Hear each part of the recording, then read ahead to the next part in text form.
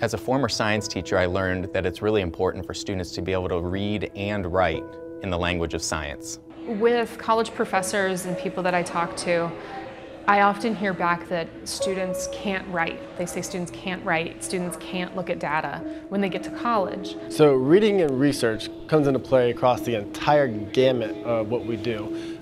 Most engineers like to go into engineering because of the science and the math. We're good at those type of things, but writing and reading is a huge part of what we do, and they don't really focus on that as much in school. We needed to find out how literacy is being used in the real world by scientists and engineers, and determine how to best integrate that into the classroom. So we saw the need for scientists and engineers to inform what we're doing in the classroom so that students are prepared. The way we started was we actually got to go meet with scientists and engineers at Battelle to ask them this very simple question.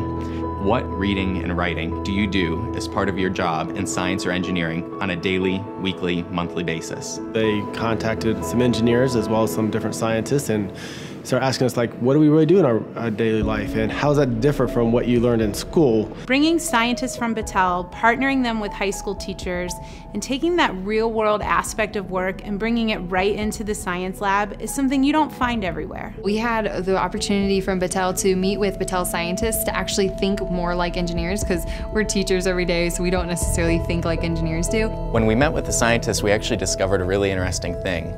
Engineers do a design process, but embedded in the design process is actually controlled experimentation. And then when we learned about controlled experimentation, we learned that actually data analysis is embedded within controlled experimentation. That's where the idea came up for the Battelle LDC science modules to have kind of a 1, 2, 3 process where you would start with data analysis, and once students can analyze data, then they can do controlled experimentation. And once they can do controlled experimentation, then they can do a very rigorous design process. So the difference really is that the teachers were doing this work anyway, in terms of they were doing experimentation, they were doing research, but nobody was teaching the students how to write about it effectively. Experience real world, authentic learning, and be able to share what they've learned, communicate what they've learned effectively in a more enriched and enhanced way. The ability to write with exactness is essential to the ability to think scientifically. And that's why I love providing students the opportunity to not only think scientifically, but to write scientifically. So not only are they teaching the students how to write about what they've done, they're teaching it in a scaffolded context.